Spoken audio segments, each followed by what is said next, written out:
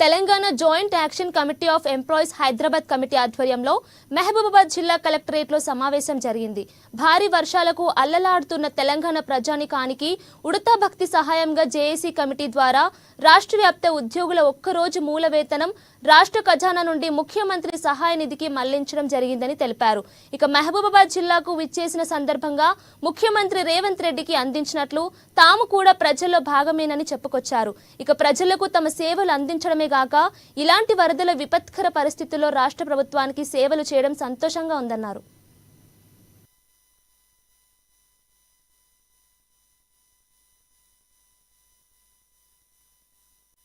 సందర్భంలో steering committee నిర్ణయించుకుని యావత్తు తెలంగాణ ప్రజలు తుఫాన్లో బాధితులుగా ఉన్నారు, చాలా ఇబ్బంది పడుతున్నారు ప్రజలు అని జేఏసీలో తీర్మానించుకొని మరి ఒక్కరోజు మూల వేతనం ఇవ్వడానికి ప్రభుత్వానికి ఇవ్వడానికి నిర్ణయించుకున్నాం. దాదాపు 130 కోట్లు గౌరవనీయ ముఖ్యమంత్రి గారు రేవంత్ రెడ్డి గారి నిధికి ఎలా జమ చేయడానికి ఉద్యోగులుగా ఒప్పుకున్నాం. ఎందుకంటే ప్రజల్ని మంచుకుంటేనే ఇలా మన ప్రభుత్వ ఉద్యోగులు ఉంటాం.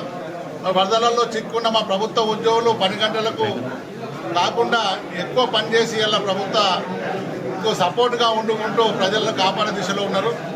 మరి ప్రభుత్వం చిన్న సహాయాన్ని గౌరవైన ముఖ్యమంత్రి గారికి ఇవ్వాలని అందరు నిర్ణయించుకొని చాలా సభ్యులు కూడా చాలామంది ఉద్యోగులు కూడా ఫోన్ చేసి అన్న మనం ఎప్పుడు చాలా రాష్ట్రాలకు కూడా మనం వరద బాధితులకు ఇచ్చాం. మన తెలంగాణలో ఖమ్మంలో అయితే తెలంగాణ మొత్తం వరదలు వచ్చి ఇబ్బంది పడుతున్నారు, వాళ్ళకు కూడా మనం కాంట్రిబ్యూట్ చేసుకుందామనే సందర్భంలో ఇలా యావత్తు 205 సంఘాలు కలిసి తెలంగాణ జేఏసీ ఆధ్వర్యంలో గౌరవనీయులైన ముఖ్యమంత్రి నిధికి ఇలా మేము 130 కోట్లు ఇవ్వడం మాకు ఆర్థిక భారమైన ఉద్యోగులకు ఆర్థిక భారం